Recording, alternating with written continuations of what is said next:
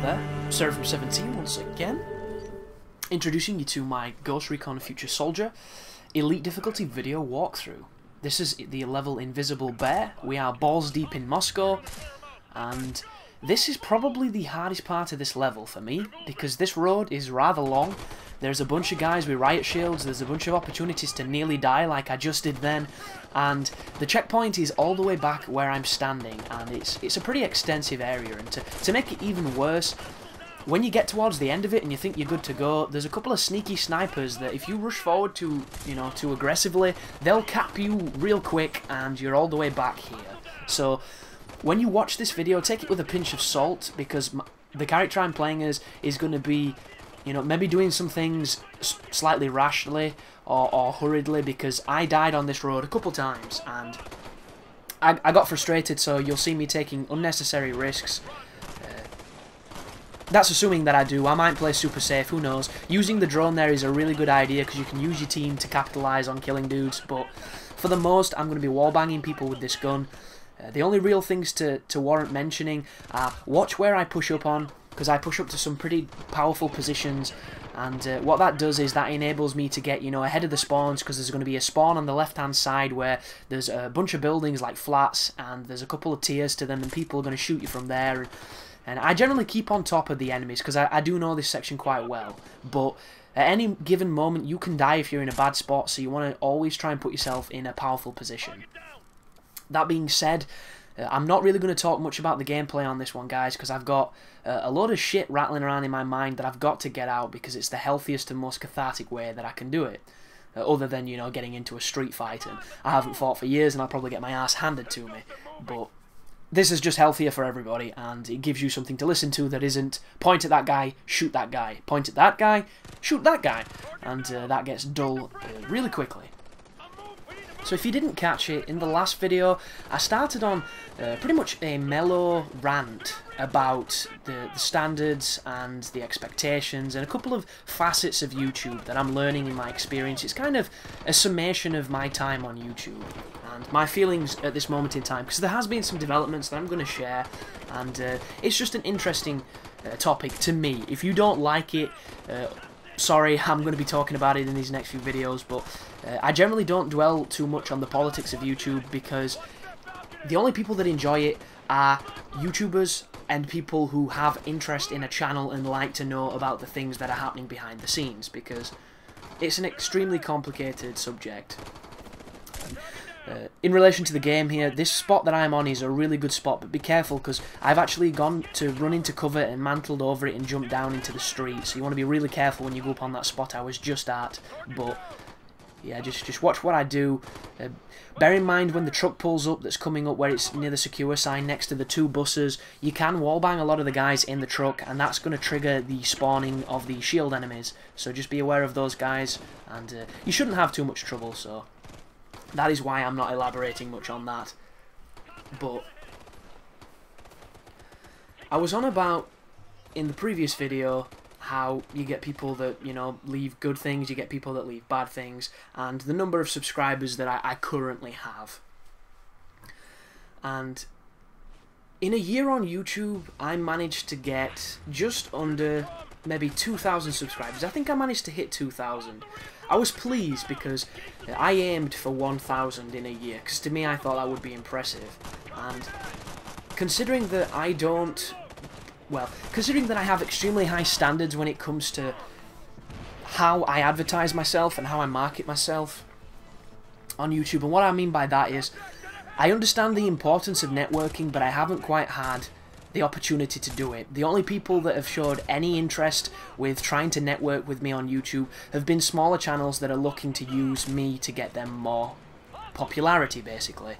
And that is not meant to offend anybody. That's not me being, the big corporate cat pissing on all the, the underlings. That is not that at all. It's just fact. It's been people that say, yeah, I like your stuff, yet they never ever comment on the videos, and we should team up, and you check their video and they've got 2 videos, and it's literally a guy with a mobile phone recording his TV, and it's never stellar gameplay.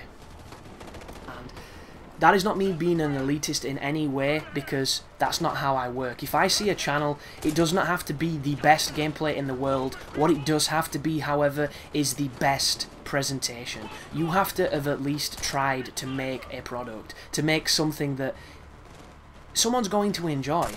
And I have extremely high standards of myself, so impressing me is not easy to do. I'm just picky, it's just how it is. I come from a design background, I come from always striving to put the best possible things I can do of myself out there. And often than not, I fail a lot, because it's human nature and it's how it all works. But when I succeed, I succeed big. And as far as YouTube goes, there's been a couple channels that have impressed me, but that aside, I struggle to see the wow factor in a lot of things. And that just comes from my cynical heart and the fact that I like to kill babies. But a good example of this will be... I'm going to drop some names here. I don't usually do it, but this is merely an objective observation. This is not me sending some kind of hate speech. I am by no means the hate breeder. I'm just opinionated, and I like to share that opinion. So, I got 2,000 subscribers in a year, and in the last 7 months I've given a take, I've got up to 700.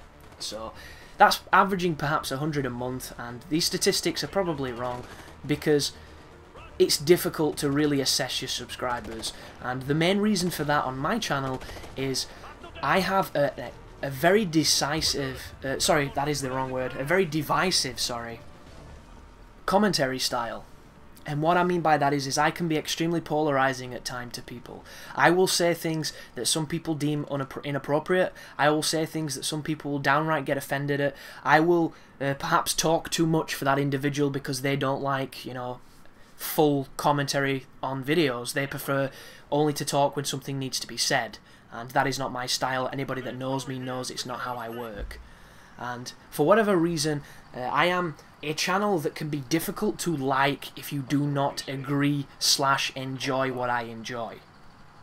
And my numbers dictate that. My subscribers fluctuate a lot. They go up and down. Sometimes I lose a lot, sometimes I gain a lot. It's just one of those things. It's like a lot of channels, but if you are beige, and that's not a racist thing, that's literally, if you are a vanilla channel who does cookie cutter things, and every opinion that you share is, the social norm or the accepted one, you will generally not lose as many subscribers as somebody who is willing to say that something is shit, somebody is a dickhead, and, something is retarded. Because even the word retarded is a sore subject for some people.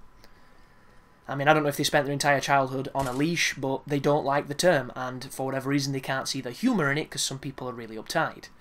And if you don't know by now that I'm an extremely sarcastic and silly commentator, then you're probably not in tune with how I do things. And that is perfectly fine, because we shouldn't appeal to everybody, because that's the entire point of diversity and the entire point of YouTube itself. It is to find something you like.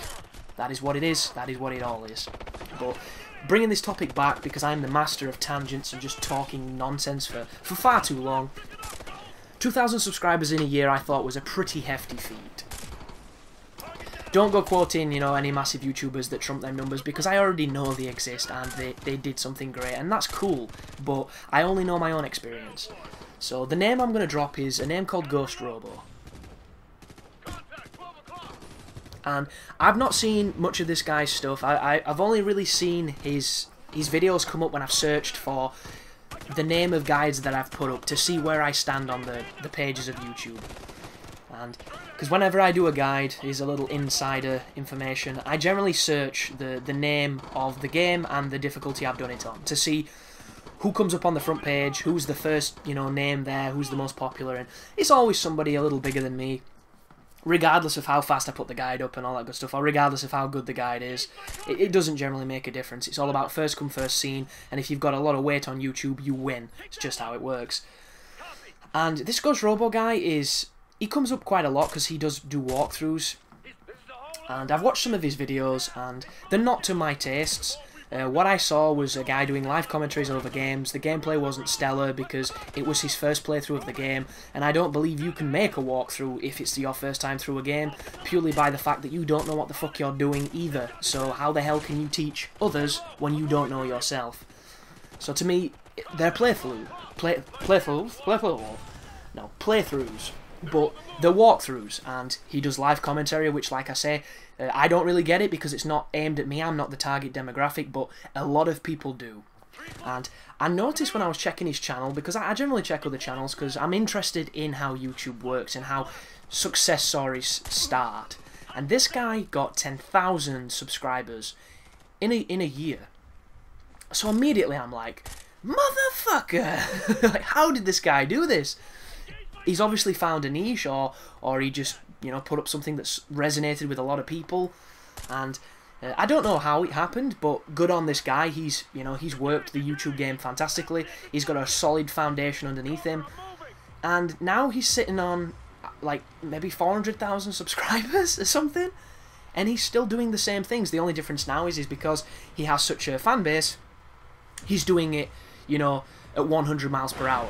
So every day he's putting out a stack of videos, he's doing multiple playthroughs on games, he's putting out a lot of content. For anybody who enjoys what he does, they're in heaven.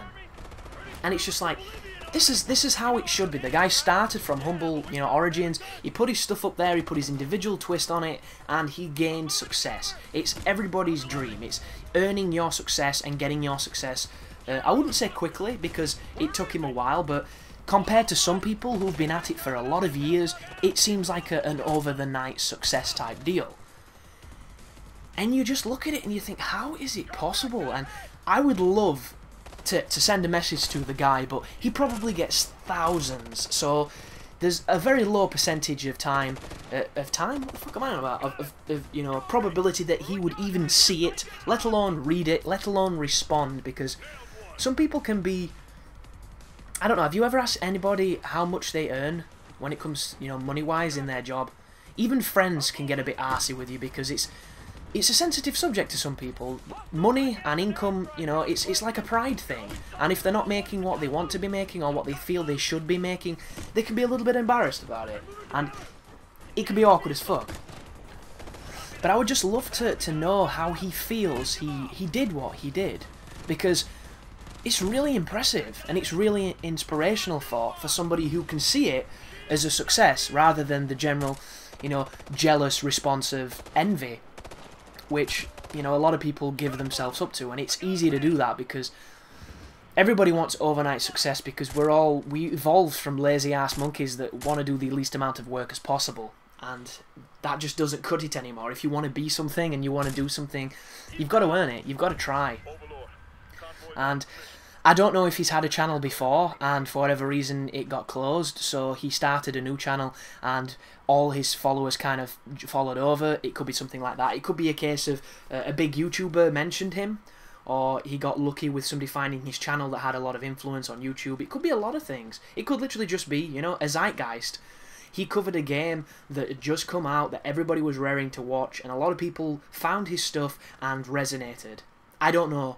And like that singularity moment where everything just works and it just blasts into a whole new dimension.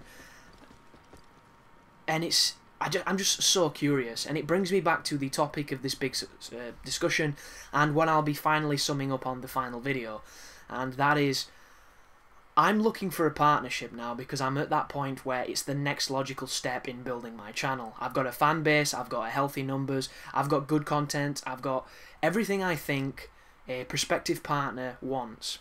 And I don't know much about partnerships, so I don't want to jump into this, you know, wantonly without thinking it through. So what I've did is I sent emails to pretty much every single partnership on YouTube in the gaming networks, and to me that was only about 4 emails because I don't know that many networks, but I sent them everywhere from like Yoush to Machinima to the Game Station to is it TGN, the gaming network? I sent it to a lot of people, and it was one of two things.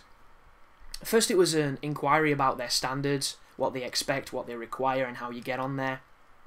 And secondly, I wouldn't say it was an application for partnership, but I phrased it in such a way that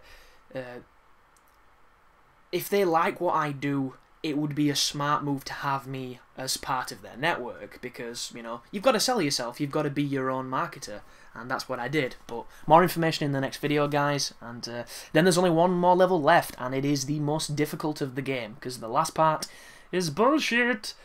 Thanks for watching, thanks for listening, and you take care now.